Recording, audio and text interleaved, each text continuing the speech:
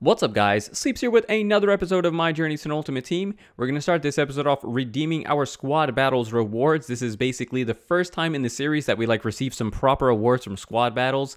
In the past times I think I've gotten maybe bronze 1 or something because I played literally just one match. But this time we actually have something decent to open. We did place in gold 1. I didn't play all the matches, but gold 1 is fair enough. We also do get a premium gold players pack for completing 30 matches, part of the Black Friday promo that's going on. And on top of that, we also have a 15k pack to open for pre-ordering the Ronaldo edition. So we have quite a few packs to get through at the beginning of this episode. This first one is the pre-order pack. That's the one that didn't have any Black Friday decorations on it, so I figured I'd go with this one first. The most boring looking pack. Inside of it we did get billboards, but it is only Wesley Sneijder, which obviously is not going to sell for very much, so we're going to quick sell that and then move on to the juicy Black Friday packs that have the golden tags on them. So onto this first one. We start off well yet again because it is an inform. It is a board, so things are going amazing, and it isn't anybody great, but an inform is an inform. I'll take that all day. It is just this 82 overall Mali, which he's not going to sell for much. We know this because everybody and their mothers pack these guys because of the SBCs that have been going on for Black Friday. But I'm going to hold on to these informs that I pack because I'm sure later on down the road there will be more SBCs that require informs, and we'll see them go up significantly, just like my other ones that I had. That I actually made some decent coins on a lot of those guys. Now in the next pack we actually get yet another boards player, which is amazing, guys. It is Atletico Madrid, but honestly, when I saw that pack open, I didn't even get excited. I didn't even get excited because I just knew it was a Gamero. There was no way it was going to be Griezmann himself.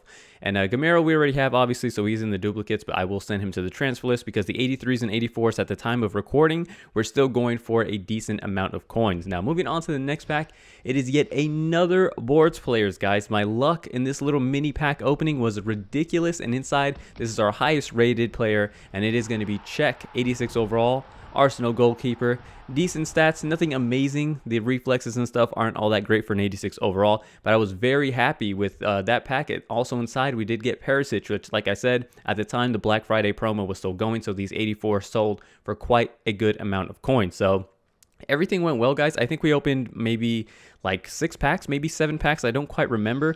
And we had, I think, 5 out of 6 were boards players. So the pack luck was incredible.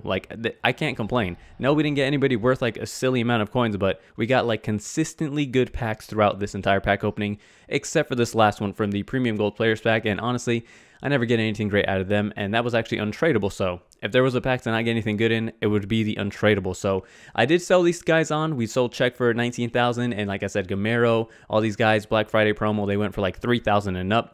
We also did a little bit of trading here. We managed to pick up Inzaghi on a snipe at 527,000 coins. We're going to look to list him up for 570,000 coins and make a profit of just under 15,000 coins. Not the greatest snipe, but honestly, when I'm looking for these snipes, I'm not just going to pass up an easy 15,000 coins. So I went ahead and sniped him. So a little bit of trading, putting our coins to work, and we are now going to actually move on to a very big signing, and that is going to be Paulo Dybala is finally joining the club, arguably the most requested player. He is now in our club. We got him for 302,000 coins on a bin. And by the way, the reason you were seeing that Journey to an Ultimate Team thumbnail up there is because I actually recorded my webcam while I was signing him, and I was just unprepared for camera. I'm literally just sitting there, so I just decided to cover up the camera. That's why that thumbnail was there in the top right hand corner. Now, I am actually going to be playing Dybala as a striker.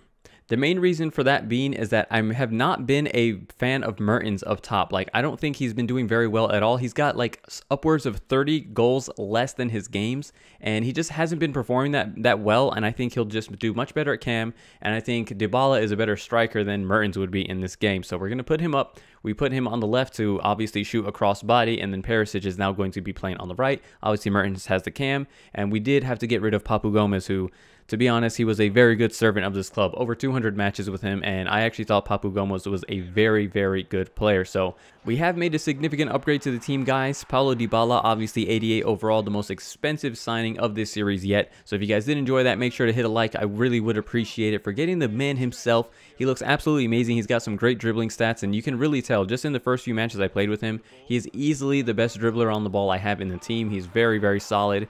And in this game, so far, so good. This guy had a very nice team. He had Bale, he had Messi. I think he had, I don't know if it was Prime Rui Costa or if it was the 88. I want to say it was the 88, but still a very sick team. And honestly, at this stage in FIFA, guys, I'm finding that it's not that uncommon to come up against a lot of like top tier teams. You come up against a lot of people who have spent a lot of coins on their teams. At this point, I think we're almost 2 months in, a little over 2 months in. A lot of people have just basically said, you know what, I need to have a nasty team. I want to do well in Foot Champions, and there's just more and more stacked teams in Foot Champions and in Division 1. So it's definitely a bit of a struggle. However, in this one, we are dominating. We're actually going to go up 5-1 there. Mertens is actually going to pick up a hat trick in this game. He was definitely playing much better at Cam. I feel like you can actually like use his pace more because he makes good supporting runs. He'll like make a late run and break through the defense. So far, I've been liking the switch overall. Like Perisic, even on the right, it's very nice having him there. His 5-star weak foot is very nice and all, but at the end of the day, your preferred foot is your preferred foot. So you're going to shoot better being on that right-hand side. So we win that one 6-1,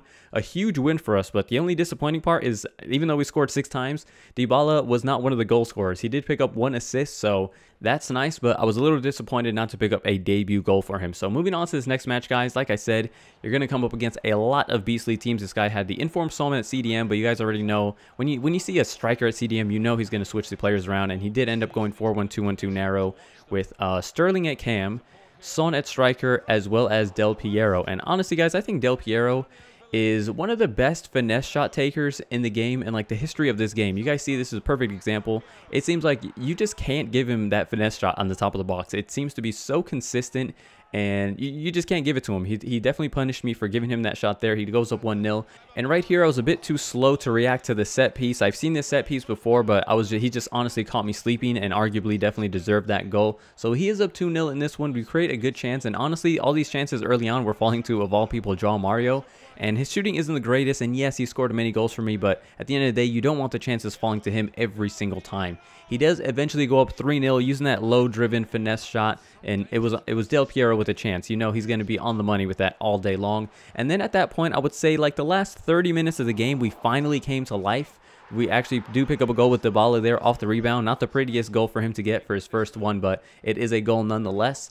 But like I said, the last 30 minutes was basically all me. I was kind of figuring out his like defensive frailties, because honestly, he was very poor at defending, but it just took me too long to exploit that weakness, and my weakness showed as well. Like, I'm not that great at defending, and he just got more goals than I did quicker, and we are going to lose that one. So in Division 1, not off to the greatest start. Prior to me playing these 2 matches, I already had 1 loss. That must have been from episodes back. So this time we are currently 1-0-2 in Division 1. Now moving on to this next match, you guys can tell this is another team where he is obviously going to switch some things around. He had Wijnaldum there at center forward, who he moved into midfield, and he's obviously going to go ahead and move his prime Henry up top, which, by the way, this guy didn't have not 1, not 2, but 3 prime icons. He had all of the newest prime icons: Ferdinand, Roberto Carlos, and Henry. So this was not one that I was looking forward to playing. 93 Henry, though, I must say, I've played against him quite a few times. I haven't been all that impressed. Like, I've never been destroyed by a prime Henry yet. Like, I've been destroyed by Ronaldo's. I've been destroyed by, like, what's an icon I've been destroyed by? I've been destroyed by Luis Hernandez.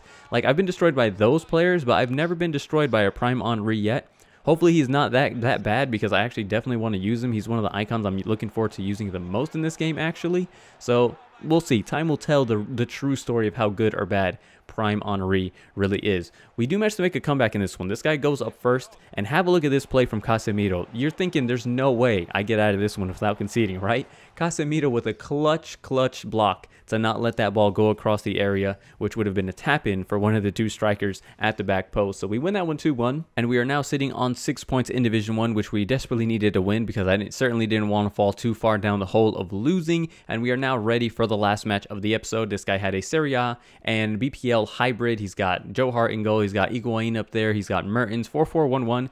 Bit of a strange formation. You don't really see that one all too much. And that right there was an excellent example of Dybala and his amazing dribbling. And you can definitely see that. I probably would agree that Cam is his best position. You just see he's able to slow down the play, great technique, and then just played a killer through ball, and Marquisio does make that one 1-0. He does hit the post there, or actually I should say the crossbar with Higuain from miles out, and I'm surprised he actually hit the ball so well, because that was actually on his weak foot.